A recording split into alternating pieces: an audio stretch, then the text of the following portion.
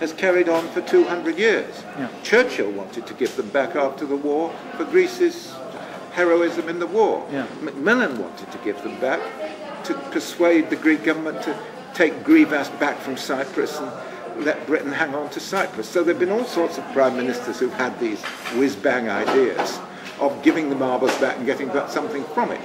Nowadays, I think, we could do a deal with the Greeks. I can say a bit more about that later, but I mean, a deal could be on the cards. Is the currently the campaign now?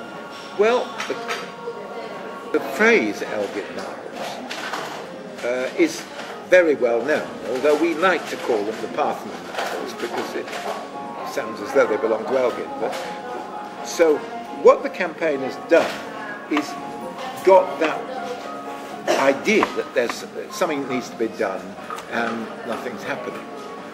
The real difficulty we face is that the British government consider the British Museum to be not their problem. It's not something they interfere with. And Blair interfered with almost everything else in Britain. But the one thing he said he would not interfere with was the British Museum. And and the current director of the British Museum, Neil McGregor, is a brilliant museum director. He's a wonderful communicator.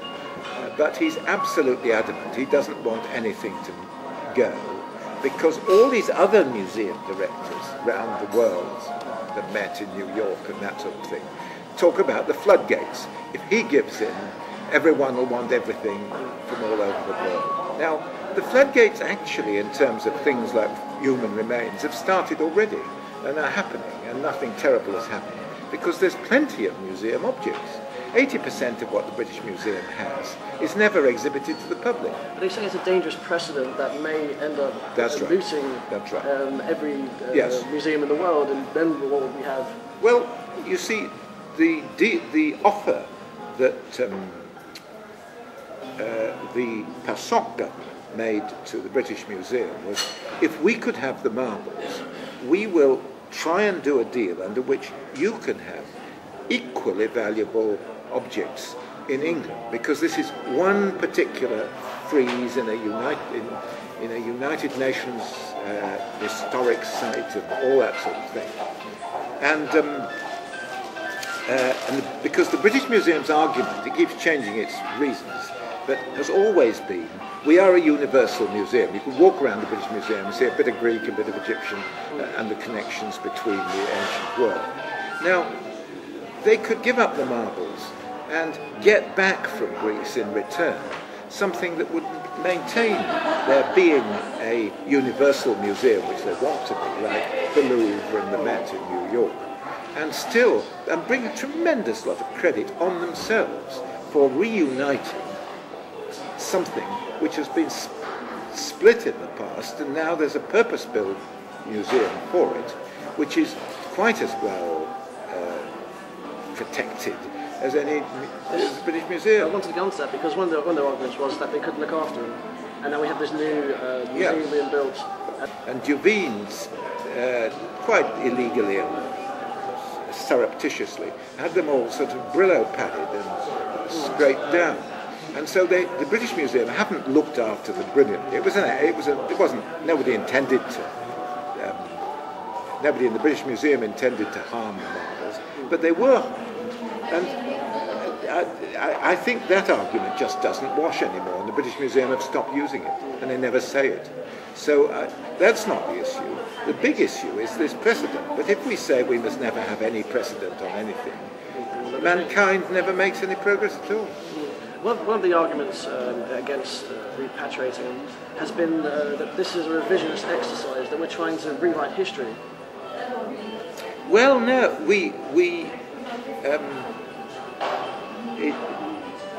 I don't think anyone's trying to rewrite history, but there is a problem here. What Neil McGregor, the British Museum director, says, the marbles are just as much the history of English colonialism as the history of Pericles and Phidias in the 5th century BC. Now, I don't agree with that. I think that's a sly thing to say, which isn't true. The later history of the marbles, okay, is that they were stolen and that they're being asked to be given back. But the history of British colonialism can be exhibited in museums in all sorts of different ways. And the idea of putting this particular frieze,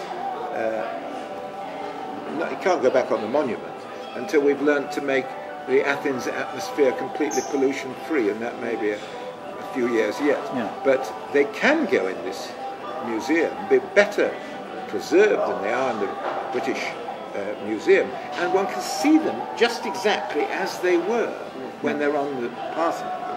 And that would be a tremendous leap forward to understanding things. On top of that, okay, they're the British Museum's things, but the world is globalizing.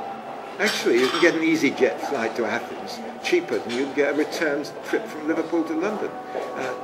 I mean, the costs of this sort of travel are changing massively, and so I think all the old arguments are sort of dead in the water.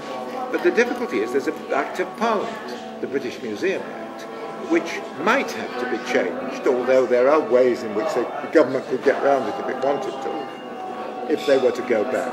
All we're saying at the moment, there are lots and lots of other systems in the world where one country is talking to each other about restoring their museum objects to the country of origin.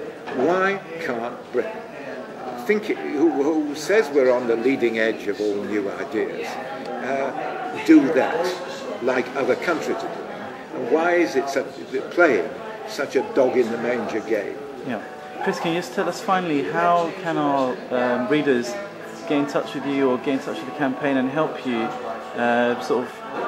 lobby for the restitution of the Parthenon marbles?